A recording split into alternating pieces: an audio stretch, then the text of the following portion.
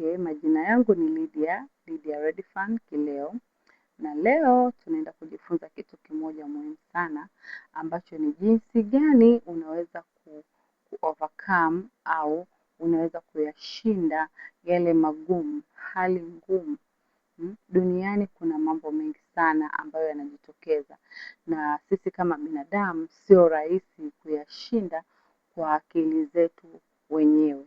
Hivyo tunahitaji kujifunza, tunahitaji kupitia hatua moja baada ya nyingine ili tuweze kutatua matatizo yetu. Kwa hiyo jambo muhimu sana unatakiwa kujua ni jinsi gani ya kuyatatua matatizo. Kubali ukweli, accept the reality of the situation, kwamba umeshindwa. Tatizo limetokea, sasa tunafanyaje? Sio katikati ya tatizo unaanza kutafuta mchawi wangu ni nani? Nani alisababisha? Kwa nini kafanya? Kwa nini amenifanyia mimi? Kwa nini sio mtu mwingine? Limeshatokea tatizo, ni la kwako. Kubali kwamba hili tatizo limenikuta. Yamkini ulistahili au hujastahili, au umesingiziwa au haujasingiziwa. Limeangukia kwenye meza yako. Kubali tatizo. Alafu pia stay calm and think clearly.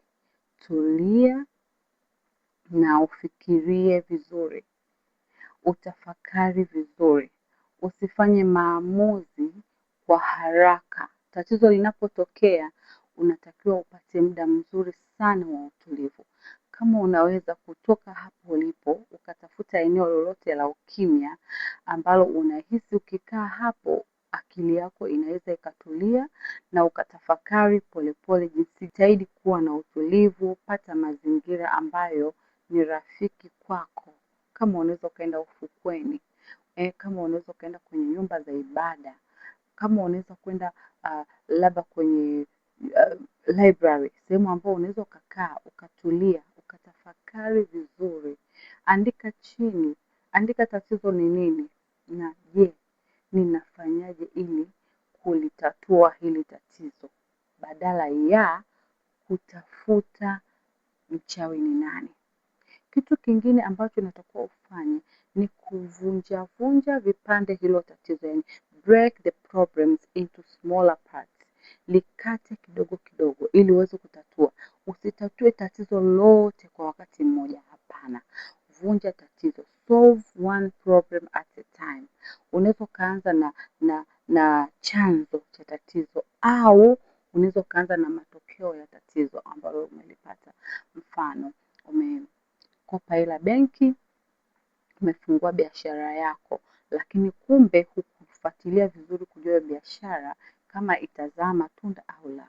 Ghafla inatokea hasara, hakuna kitu ambacho umeweza kufanya.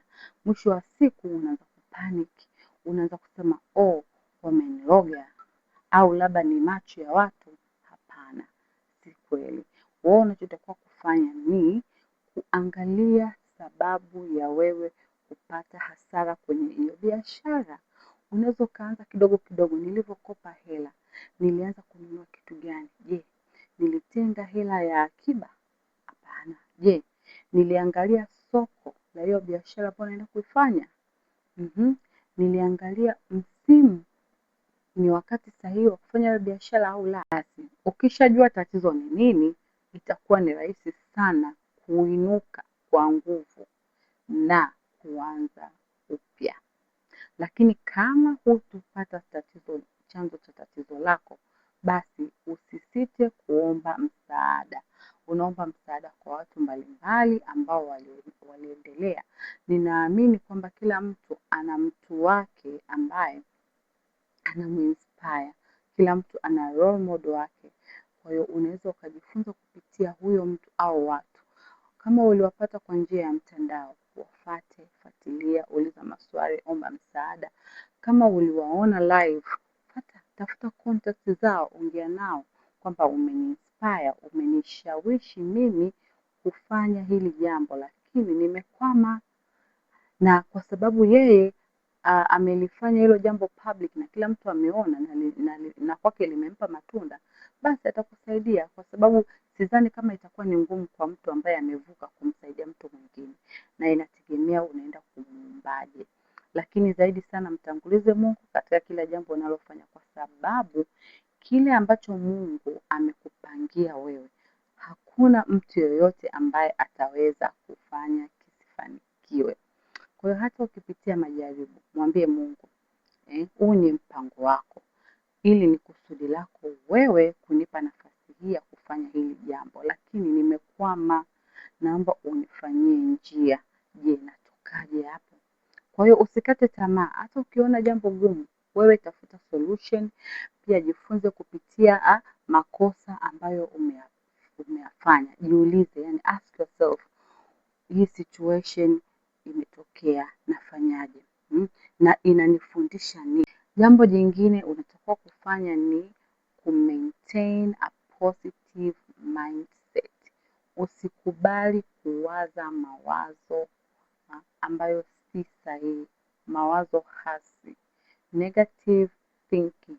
Katika hali yoyote ile unayopitia, iwe ni nzuri au iwe ni mbaya, kubali mawazo ambayo ni chanya, positive thinking. Ukiwa na negative thinking kwenye akili yako, wewe utakuwa ni mtu wa kujaji. Utakuwa unahukumu kila jambo, hauangalii uzuri wake, wewe unaangalia upande wa ubaya. Kwa nini kafanya kwangu? Kwa nini? Badala ya kuuliza okay, limeshatokea, nafanyaje ili kutatua hilo tatizo? Kwa hiyo mawazo chanya yatakuvusha, yatakusaidia wewe kutoka kwenye hiyo hali ambayo si nzuri na kwenda kwenye hali nyingine, kwa sababu ubongo wewe unakubaliana na yale ambayo unayatafsiri. Hakikisha unatafsiri kitu ambacho ni positive. Positive attitude will help you to keep going. Lakini ukiwa na mawazo ambayo si sawa, negative thinking, utajikuta tu wewe ni wa kutafuta mchawi ni nani, wewe ni wa kutafuta kwa nini limetokea. Kubaliana nalo, jitamkie maneno ya ushindi kwamba I can overcome this.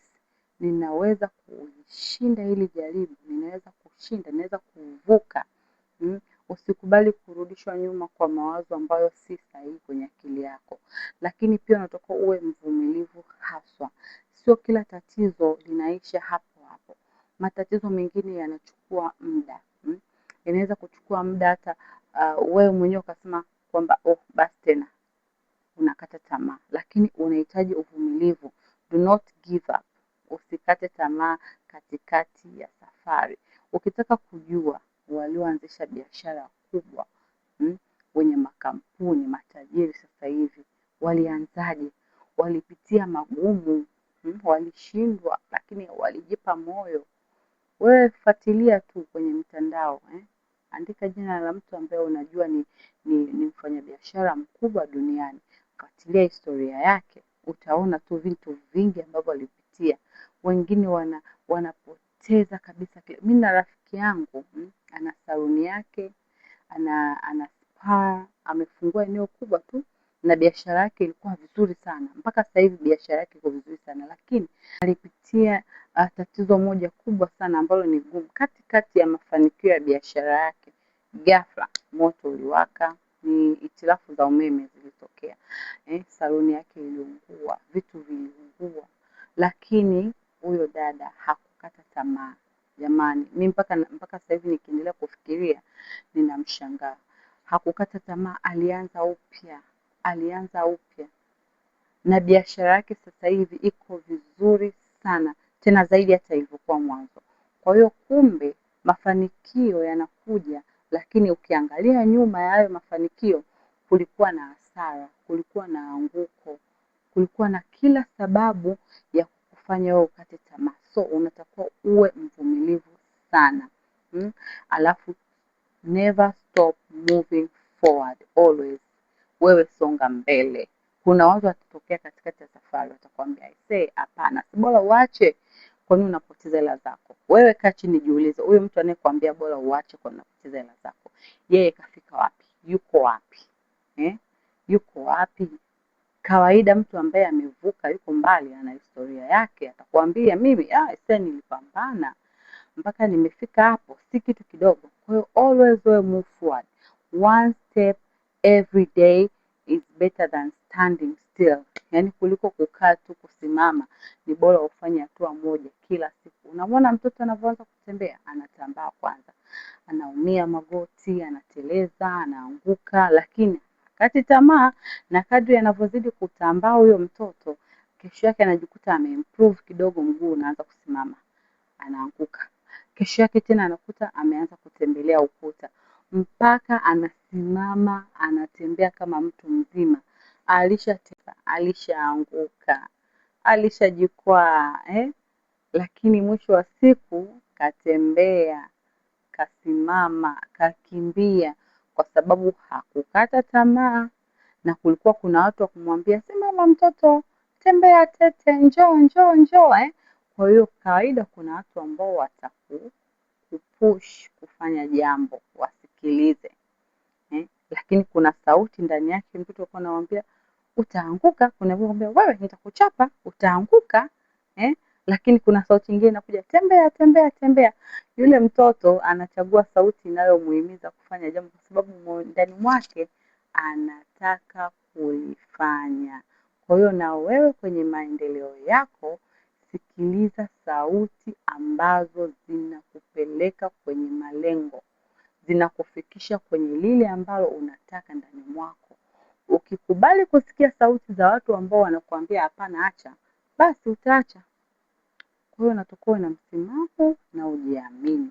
Kwa hiyo ninaweza nikakwambia kwamba vitu muhimu sana unatakiwa uvijue ni hivi: face problem and don't run away from them.